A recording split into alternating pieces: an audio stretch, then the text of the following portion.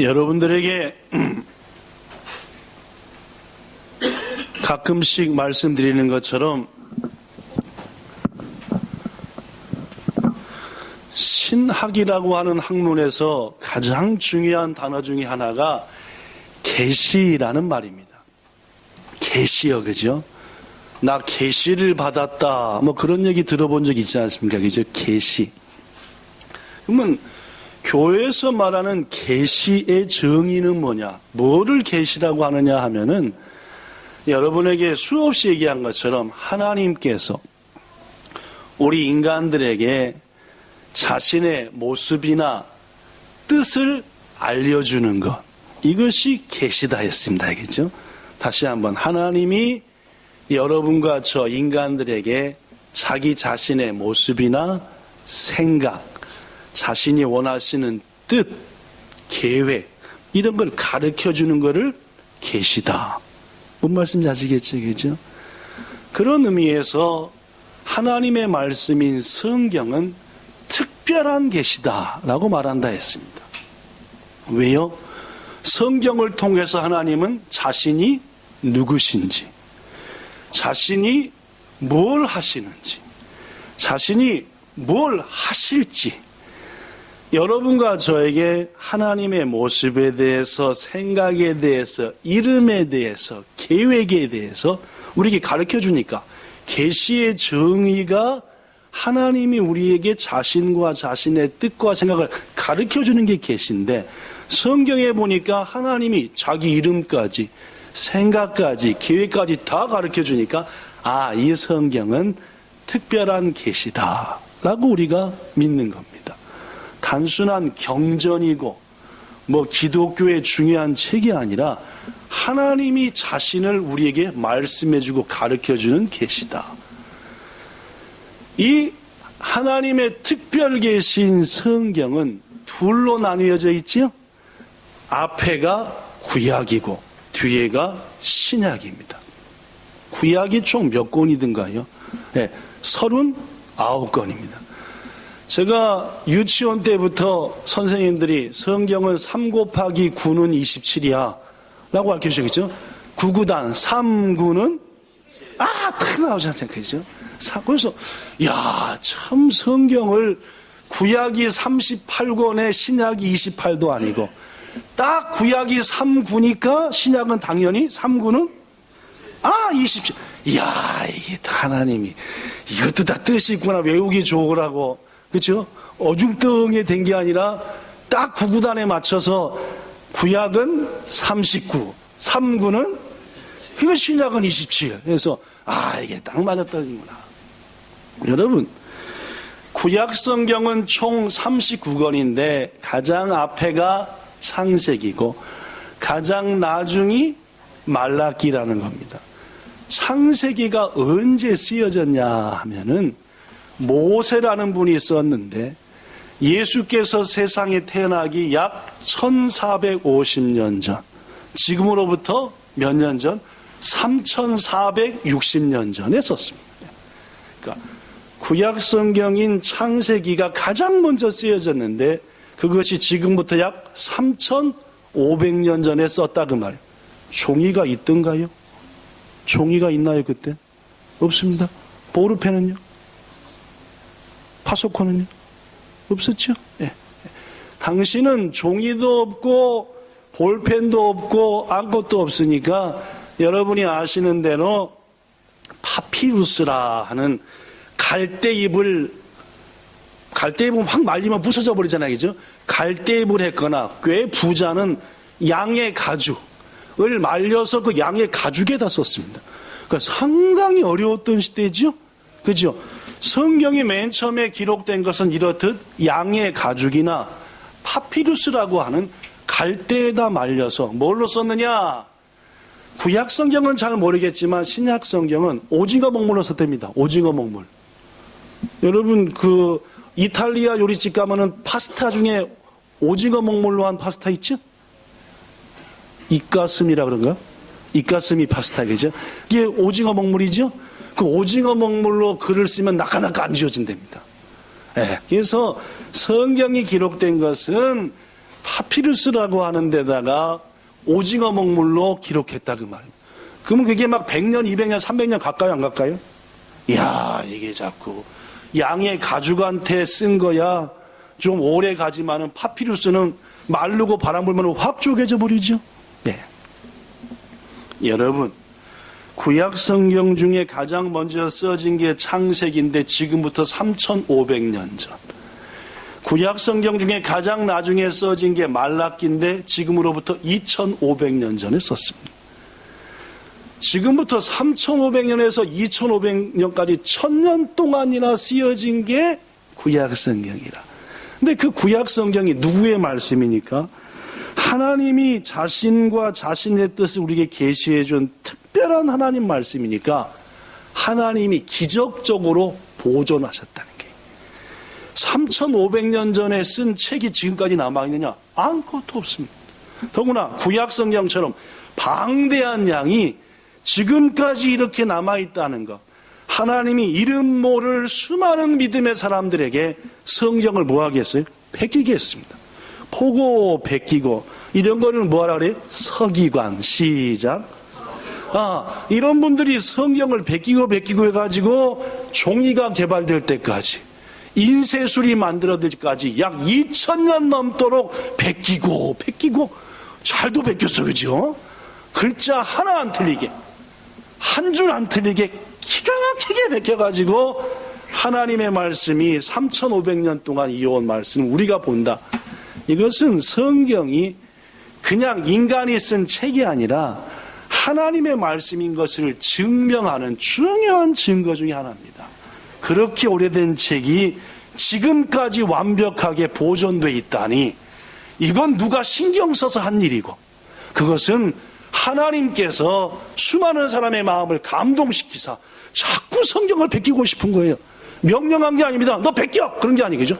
자꾸 성경을 쓰고 싶고, 그 다음 때 지난번에 썼던 파피루스가 찢어지기 직전이면 또 누가 쓰고 싶고 또 쓰고 싶고를 2,000년, 3,000년을 이어오다가 성경이 됐으니까, 이야, 이거야말로 뭡니까? 기적이죠. 기적 아닙니까? 기적. 신약 성경이 기록된 것은 예수님께서 오신 다음에 부활하신 AD 50년경부터 최초로 써진 게 데살로니가서 혹은 마가복음 여러 서이 있는데 뭐 다 있다 이 50년경에, 마태복음은 맨 처음 써진 게 아닙니다. 그 다음에 가장 마지막에 써진 게 AD 100년, 즉 지금부터 1900년의 요한계시록. 신약 성경은 약 50년간에 걸쳐 써졌습니다. 그래서 66권의 성경이 됐죠. 성경에는 여러 가지 중요한 주제가 있는데 그 중에 가장 핵심적인 주제는 예수님을 통한 우리의 구원입니다. 성경의 핵심 주제가 뭐라고요? 예수님이 우리를 뭐 하신다? 구원하신다.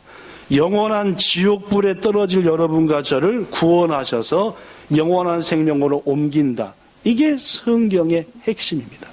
그런 차원에서 구약 성경은 이 땅에 오실 예수님을 소개합니다. 예수님이 오시기 약 1500년 전에 써진 창세기부터 예수님이 오시기 약 450년에 써진 말라기까지 1000년 동안 앞으로 1500년 후에 500년 후에 오실 예수님에 대해서 막 소개해요. 그런 구약 성경은 오실 예수에 대한 기록이다. 신약 성경은 예수가 야또 오셨습니다. 오신 그분은 구약에 그렇게 예언했던 그 예수가 오셨다라는 걸 썼고, 그 예수는 세상 끝날에 다시 오신다. 이게 신약 성경입니다. 그러니까 구약 성경은 오실 예수에 대한 기록, 신약 성경은 오신 예수와 다시 오실 예수에 대한 기록이다. 오늘 평소 때 설교하고는 완전 다르게 하니까 막 어렵죠? 그렇죠? 막 뭔 말 하시? 앞으로도 계속 지금 한참 이렇게 갈 겁니다. 그러니까 오늘은 평소 설교하고 틀리니까 집중해서 들으셔야 됩니다. 그렇죠? 여러분, 금방도 얘기했다시피 구약 성경은 오실 예수에 대한 기록인데 그 오신 예수가 이름이 뭔지, 앞으로 1500년 후, 500년 후에 태어나실 예수가 어디서 태어날지, 그분이 어떤 성품을 가질지, 그분이 오셔서 뭘 할지, 그분이 오셔서 뭔 일을 당할지, 이런 거는 구약 성경에 다 써졌습니다. 신기하지 않나요? 그죠? 아직도 오시지 않은 분에 대한 이름까지, 태어날場所까지, 그분이 당할 일까지 다 구약 성경에 기록됐더라 그 말입니다. 그대로 예수께서 오셔서 그 예언대로 성취됐더라 그 말입니다. 특히 구약 성경은 예수님에 대한 기록이다 보니까 여러 곳에서 예수님의 모형이 나타나. 모형. 무슨 말? 실제 모습 말고 실제 모습을 확 알려주기 위해서 모형으로 만들어 놓은 거예요. 그죠? 모형을 보면 뭐가 보여요? 아, 실제는 이렇게 했다라고 보는 거예요. 그죠? 네. 모형으로 만들어 놓으면 실제는 이렇게 했다. 이게 모형입니다. 구약에는 예수님에 대한 모형이 무지하게 많습니다. 대표적인 예로 아담과 하와가 따먹지 말란 선악을 알게 하는 나무 열매를 따먹어 버렸잖아요. 그 결과 아담과 하와는 뭐 해야 됩니까? 이제 죽어야죠. 왜? 하나님이 뭐라고 그랬습니까? 따먹으면 죽으리라. 죽어야 되잖아요. 그죠? 근데 죽으면 불쌍하잖아요. 그죠? 그래서 하나님께서 아담과 하와를 불쌍히 여기서 당장에 죽이지 아니하시고 그들이 죄를 지어 부끄러워가지고 창피하고 창피해, 죄를 지었어, 하나님이 하지 말란 짓을 하고 말았어 하면서 막 숨어 있을 때 하나님께서 짠짜잔 가죽으로 만든 옷을 하나 준비해 오셨어요. 그죠? 여러분, 나뭇잎 옷과 다르게 가죽 옷은 누가 죽어야 생기는 겁니까? 예. 다시, 나뭇잎 옷하고 틀리게 가죽 옷은 누가 죽어야 가죽 옷이 생기는 거예요? 그렇죠? 그 가죽의 짐승이 죽어야 가죽 옷이 생기는 거죠? 밍크 입고 다니잖아요. 그죠? 밍크는 입으려면 일단 누가 죽어야 돼요? 백곰이 하나 밍크는 백곰이 아닌가? 밍크는 밍크인가? 그런가? 백곰은 밍크면 틀린 거죠? 무식해서. 죄송합니다. 목사가 무식해서 백곰이 밍크인지 알고. 여하튼 밍크가 죽어야 밍크 옷이 생기는 거 아니겠습니까? 그죠? 그러니까 하나님께서 범죄에 창피해갖고 막 이러고 있는 아담과 하와를 위해서 가죽 옷을 하나 갖고 오셔서 부끄러워하는 아담과 하와한테 딱 입혀주셨잖아요. 그죠? 즉, 허물과 부끄러움을 누군가를 죽여서 가려줬다. 뭔 말씀인지 알겠죠? 그죠? 여기서 가죽 옷이라는 것은 누군가의 희생을 통해서, 죽음을 통해서 네의 허물을 뭐 해준다? 가려준다. 이게 바로 예수 그리스도의 모형입니다. 앞으로 1500년 후에 예수께서 오셔가지고 너희를 위해서 대신 희생당해갖고 그 희생을 바탕으로 너희의 부끄러움을 뭐 해준다? 가려준다. 감싸준다. 대표적인 아담과 하와가 입은 가죽옷은 예수에 대한 모형입니다. 뭔 말씀인지 전혀 모르시겠나요? 완전히 아시겠죠? 오늘 설교 특히 천천히 하죠? 그죠? 어떻게 할지 모르겠습니다. 앞으로 지금 1페이지도 안 나가는데 벌써 20분을 썼으니까 이제 그 다음부터 따다다다다 이게 끝내야 되겠죠? 그죠? 자. 구약 성경에 나타난 여러 모형 중에 예수에 대한 가장 확실한 모형이 따라하십시오. 어린 양입니다. 구약 성경에 예수에 대한 모형이 많아요. 아까도 얘기한 대로 가죽옷. 그런데 구약 성경에 이 어린 양은 대표적인 예수의 모형이에요. 이 사실을 안 예수님보다 6개월 먼저 태어난 세로 요한은 예수님을 보면서 이렇게 얘기했대요. 자, 읽어볼까요? 시작.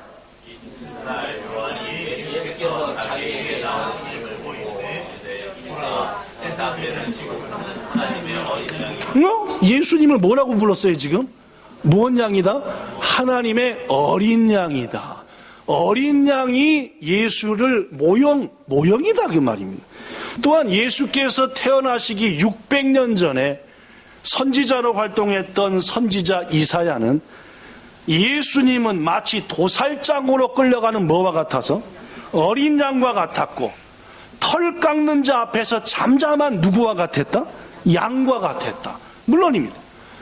예수님 나기 600년 전에 이사야도 예수를 뭘로 비유했냐면 어린 양과 같았다. 어디에 다 끌려가는? 도살장에 끌려가는. 고로 우리는 예수란 분이 어린 양인데 그분이 오셔서 어디 끌려간다? 도살장 끌려간다는 것을 알게 된 거예요. 그분은 도살장 끌려가 죽는다. 그 도살장의 이름이 뭐예요?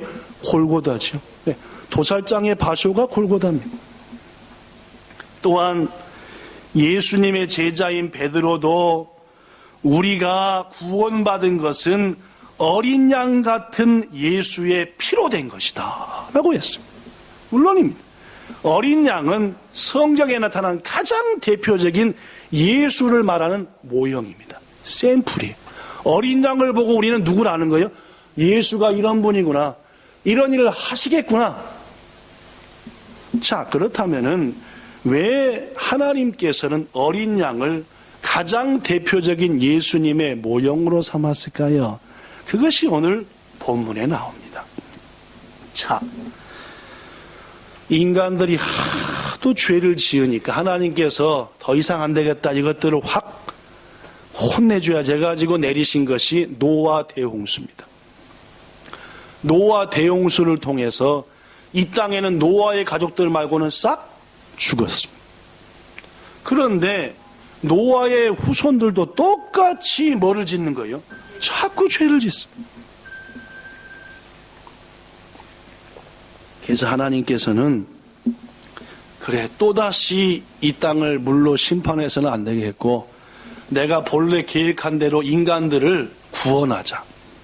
그러기 위해서 독생자 예수를 세상에 보내자 하고 계획하신 대로 이제 하시게 되었습니다. 예수를 이 땅에 보내려니까 예수를 태어나게 할 태가 필요하대요. 태. 핏줄이 필요합니다. 그래서 딱 부름받은 사람이 누구라고 그랬어요? 제가 아브라함입니다. 하나님께서 예수를 세상에 태어나게 하려고 한 사람을 부르는데 그 사람의 이름이 아브라함이에요. 아시겠습니까? 아브라함이 부름받은 유일한 이유는 예수의 조상이 되려고 부름받았습니다. 근데 그 아브라함이 살던 곳이 어디냐면은 갈대아 우르라고 하는 건데 지금의 이라크입니다. 하나님께서 아브라함을 부른 때가 지금부터 4,000년 전인데, 지금부터 4,000년 전인 BC 2000년경에 예수가 오시기 2000년 전에 아브라함을 딱 불러갖고, 아브라함아, 넌 지금 당장 네 친척 아비집을 떠나서 내가 너한테 보여준 땅, 내가 너한테 지시한 땅으로 가라. 가면은 내가 너를 큰 민족으로 만들어주겠다. 뭔 민족이요? 큰 민족으로만 약속을 딱 했는데, 아브라함이 듣고 보니까 큰 민족 안 돼도 될 것 같아요. 뭔 말씀인지 알겠어요? 큰 민족 같은 건 안 해도 돼. 그냥 이대로 살면 되겠어요. 근데 하나님이 얼마나 협박을 해대시는지, 안 갔다가는 벼락 맞아 죽을 것 같으니까 벌벌 떨면서 자기 아내 사라와 자기와 또 조카도 쫓아간다 해서 조카까지 데리고 3명이서 1500km나 되는 이라크 땅에서 이스라엘까지 개나리 보찜을 지고 가는 겁니다. 믿음으로 갔다고요? 무서워서 갔다고요? 무서워서 갔습니다. 약 또 1500km를 걸어가지고 몇 달 후에 하나님이 지시한 가나안 땅에 딱 도착했죠. 그랬더니 하나님께서 막 기뻐하시더니 창세기 12장 7절 아브라함한테 딱 나타나 말씀하시기를, 시작, 내가 이 땅을 네 자손에게 주리라 약속을 합니다. 첫 번째는 뭘 만든다 했죠? 아까 약속이. 두 번째는 뭔? 이 땅을 주리라. 민족으로 만들어주고 이 땅을 주리라 라고 했어요. 그로부터 4대가 흘렀습니다. 4대. 아브라함, 그 아들 이삭, 그 아들 야곱, 그 아들 유다와 요셉, 베냐민, 4대가 흘렀어요. 몇 명쯤 됐게요? 2명이 몇 명? 70명 됐습니다. 여러분, 4대 지나서 70명 됐으니까 뭐 준조로 잘 낳고. 근데 70명이면 가족입니까? 민족입니까? 다시 한번, 70명이면 가족이요? 민족이요? 뭐 70 갖고는 가족이죠, 그죠? 여러분과 저도 열심히 낳고 나면 4대 후에 한 70명 되시지. 가족이죠? 지금 하나님의 약속이 아직 성취가 안 되는 거 아시겠죠? 이에 하나님은 아브라함의 가족을 민족으로 만들려고 잠시 그들이 안전히 거하면서 먹고 싸고 애 낳고, 먹고 싸고 애 낳고 만 할 수 있는 곳으로 인도하셨습니다. 거기가 바로 여러분이 잘 아는 애굽, 요새로 말하면 이집트였습니다. 이집트로 하나님께서 아브라함의 후손들을 잠시 보내가지고 거기서 먹고 자고 해놨고, 먹고 싸고 해놨고, 먹고 자고 해놨고, 계속 손만 잡고 자고 나면은 여보 임신했어. 또 손 낳고 나면 또 여보 또 임신 해가지고 자그마치 애굽에 간 지 400년 후에 70명이 몇 명 됐대요? 200만 명이 됐답니다. 여러분에게 이 얘기 할 때마다 얘기했지만 오지게 나야 돼요. 막 쌍둥이, 세 쌍둥이, 네 쌍둥이 막 쫙쫙 깔아서 하니까 400년 만에 70명이 200만 200만 명쯤 되니까 가족입니까? 민족입니까? 야 또 드디어 첫 번째 약속이 성취됐습니다. 네가 고향 땅을 떠나면 너를 민족으로 만들어줄게. 첫째 약속이 성취된 거 아시겠죠? 몇 년 만에 아브라함 부른지? 자그마치 가나안 땅에 있을 때도 있었으니까 토탈 합치면 약 550년 만에, 약 600년 만에 또 가족이 아브라함하고 사라 후다리끼리가 민족이 됐어요. 자, 이번엔 뭘 받을 차례죠? 땅. 민족이 살 땅. 하나님께서는 이 대목, 즉 BC 1450년경입니다. 아브라함이 부름받은 지 600년 지난 때죠. 그때에 아브라함을 불렀던 것처럼 똑같이 이번에는 따라하십시오. 모세를 불렀습니다. 모세야, 내가 좋게 얘기할 때 내 백성을 애굽에서 끄집어내서 내가 주겠다고 한 약속했던 땅으로 데리고 가라 라고 얘기했어요. 모세가 아멘, 순종하겠습니다 했을까요? 왜 내가 갑니까? 난 못합니다. 하필 내를 날 시킵니까? 성경에 별것들이 다 있어야겠죠. 여러분이나 저나 비슷합니다. 그죠? 왜 제가 합니까? 저 못하는데요? 못하고 버티고 했어요. 그러나 하나님께서 확 죽여온다 너 해가지고 이 모양 저 모양으로 말씀을 하시고 가르치시니까 개교구 모세가 알겠습니다 해가지고 모세가 애굽 왕 바로한테 갔습니다. 바로한테 가가지고 하는 말이, 우리 하나님께서 말씀하기를 내 백성을 데리고 나가라고 합니다. 아니, 애굽 왕 바로가 딱 듣고 보니까 이런 기가 막힌 게 있습니까? 본래 아브라함의 후손들 70명이 400년 전에 애굽 땅에 왔을 때는 당시 애굽의 왕이 아브라함의 후손들을 선대했습니다. 좋게 잘 대해줬죠. 근데 이것들이 먹고 싸고 낳고 해가지고 왕조가 몇 번, 즉 왕조가 바뀌다마는 왕의 성이 바뀌다. 왕의 성이. 뭐 뭔지 알겠죠? 왕의 성이 바뀌었다는 말이 뭔지 알죠? 그죠? 왕씨가 이씨로 바뀌었잖아요. 그죠? 그죠? 고려가 조선으로 바뀐 것처럼 똑같은데 왕의 성이 바뀌었다. 나라가 바뀐 겁니다. 그죠? 나라가 바뀌어가지고 이번에는 아브라함의 후손 놈들, 저것들 우리 이집트 사람들이 하기 싫어하는 일만 시켜라. 이게 3D라 그래요. 3D, 3D. 첫 번째는 더러운 거. 두 번째는 힘들고 어려운 거. 세 번째는 위험한 거. 여러 가만 다 시켜라. 해가지고 약 몇백 년간 아브라함의 후손들을 더럽고 힘들고 위험한 것들만 시킨 거예요. 그러니까 애굽 사람들은 하고 있고 아브라함의 후손들은 맨날 꿍꿍 일하고, 그런 200만 명을 데리고 나가겠다 하니까 바로 왕이 좋겠습니까? 시켰습니까? 야, 웃기는 얘기하지 말아야 우리 종들을 어디 데리고 가려고 그러냐? 이 하나님께서는 거기에 종 노릇하라고 보낸 게 아니라 종을 시켜야지 알고 여기서 더 이상 못 살겠다고 나올 것 같으니까 잠시 종되게 한 거니까, 뭔 말 하느냐? 내 백성들이 살 곳은 여기가 아니라 쑥쑥 나라고 잠깐 여기 온 거고, 내가 약속한 아브라함이 밟았던 그 땅으로 데리고 가야 된다 해가지고 9가지 재앙을 내립니다. 누구한테? 애굽 땅에 안 내보내겠다고 하는 이집트 왕한테 말입니다. 이 9가지 재앙이 모든 물이 다 피가 됐죠. 개구리, 뭔 놈의 개구리가, 어저께가 경칩이었습니다. 경칩이 뭔 날인지 알죠? 개구리가 놀래서 튀어나온 날이 어저께. 보셨습니까? 못 보셨구나. 오늘 한번 공원 가셔서. 하여튼 온 애굽이 다 개구리. 세 번째는 이 얼마나 간지럽습니까? 온 동네가 다 파리. 외에도 악질에, 독종에, 우박에, 메뚜기에 해가 안 뜨는 날이 몇 날이나 지속되고, 이 9가지 재앙을 막 쏟아부어도 바로가 난 죽어도 내 종들을 못 보낸다. 하나님께서 마침내 마지막 카드 몇 번째 재앙입니까? 10번째 재앙 따라하십시오. 장자재앙. 장자재앙이 뭐냐면은 애굽에서 태어난 것들은 짐승이든 사람이든 첫 번째 태어난 게 다 죽는 거예요. 하여튼 소든 말이든 사람이든 첫 번째 태어난 것. 자, 첫 번째 태어난 사람 손 들어보세요. 저하고 하영이 왜 안 들어? 손 들고 자, 이렇게 이게 요것들이 다 죽는 거예요. 이게 뭡니까? 장자. 제가 쳐다보라니까요. 장자재앙이라. 하나님께서는 이 장자재앙을 애굽에 내리기 전에 바로 왕한테 경고합니다. 출애굽기 11장 4절.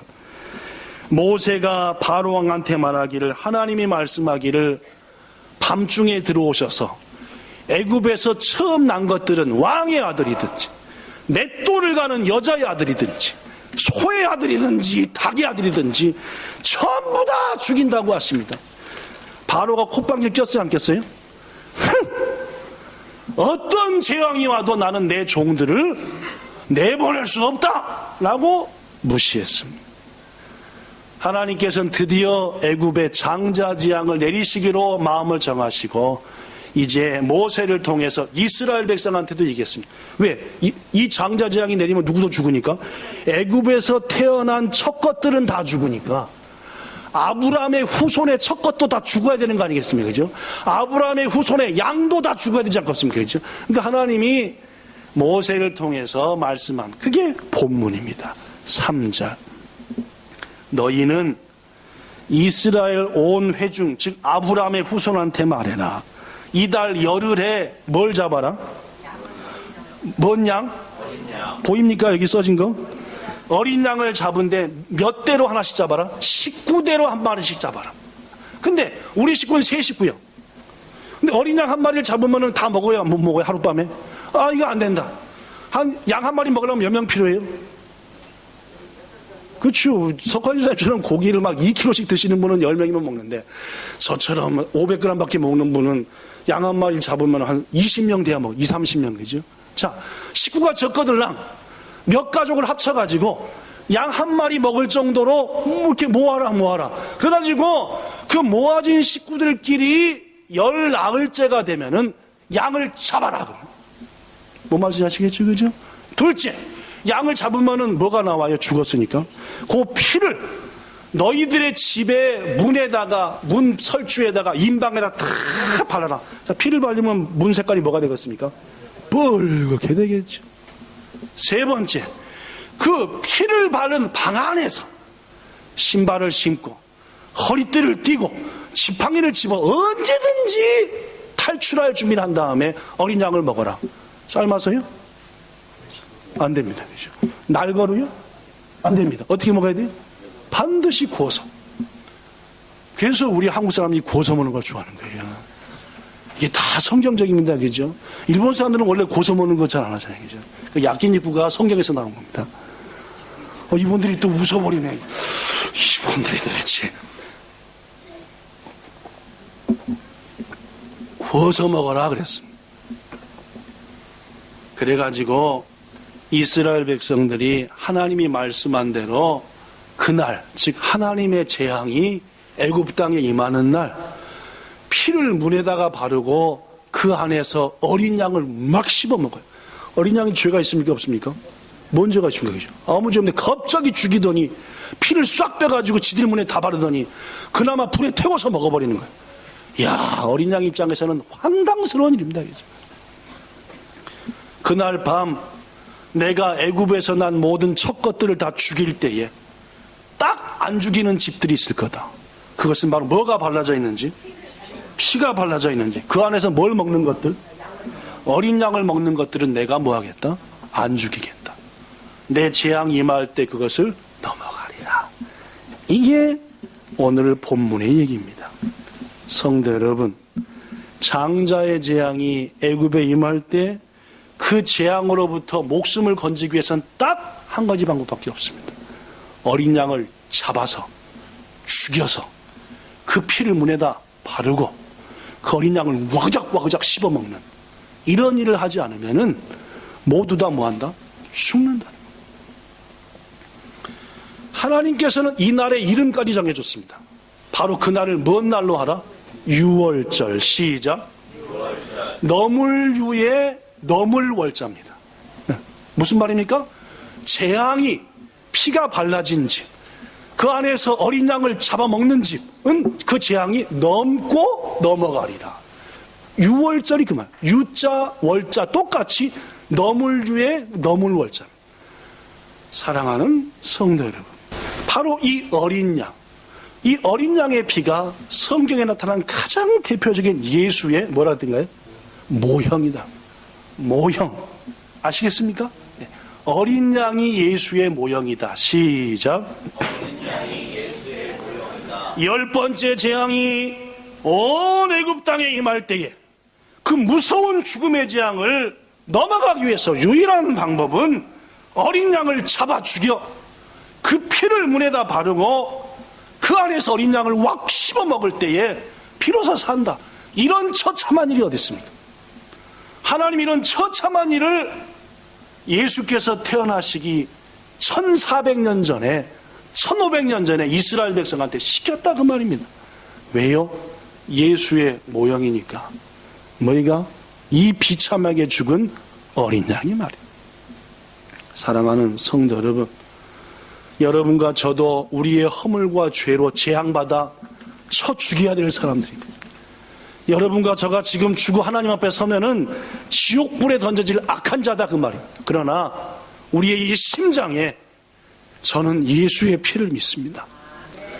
어린 양이 처참하게 죽여 그 피를 바르고 이 피를 바른 방 안에 있는 사람들이 살았던 것처럼 저도 예수께서 나를 위해 죽었다는 것을 믿고 그 예수의 피를 저는 제 마음에 바르고 있습니다 라고 인정받는 사람만이 하나님 나라에 간다. 이게 성경의 진리의 핵심이다 그 말입니다. 귀중하신 성도 여러분, 이 사실을 알았던 사도 바울은 눈물로 고린도 교회 성도들한테 말합니다. 너희가 새 덩어리가 되기 위하여, 옛 썩어질 덩어리가 새로운 덩어리가 되기 위하여서 유월절 어린 양 되신 예수께서 희생되셨느니라. 고린도 전서 5장 7절입니다. 너희 헌 것, 지옥에 떨어질 너희들을 하나님께서 새 덩어리로 만들기 위하여 유월절 어린 양이신 예수를 죽였다 그 말입니다. 뭔 의미인지 아시겠습니까? 누가복음 22장 7절 예수님이 붙잡혀 죽으시는 그날 이렇게 얘기했습니다. 유월절 양을 잡을 무교절이 되었다.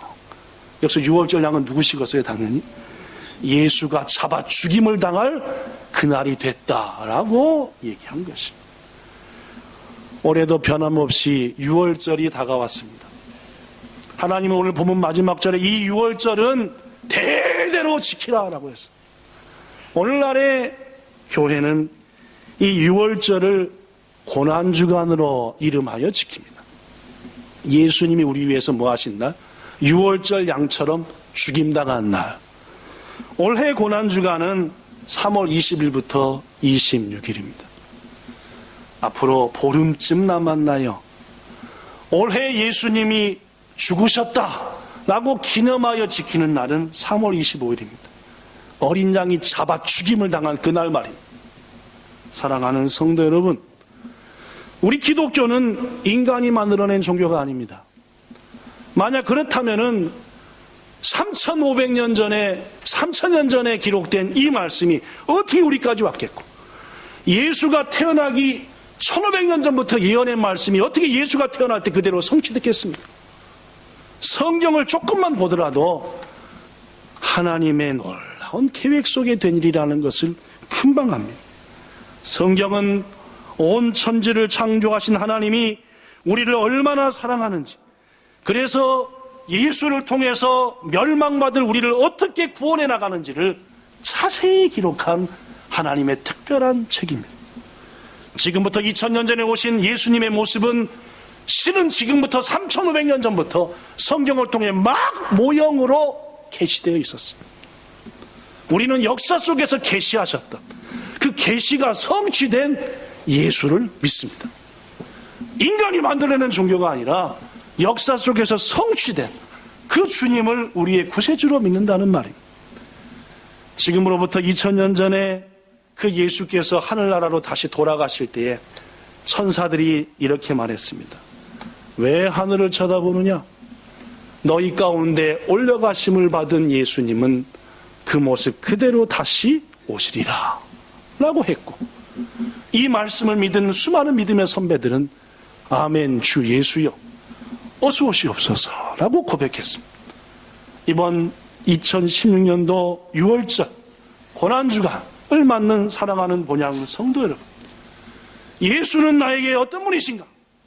6월절 어린 양은 무엇인가? 다시 한번 깊이 묵상하면서 이번 고난주간을 보내서 다시 오실 예수 앞에 믿음으로 서는 여러분과 저가 꼭 되시기를 예수님 이름으로 축복합니다. 기도하겠습니다.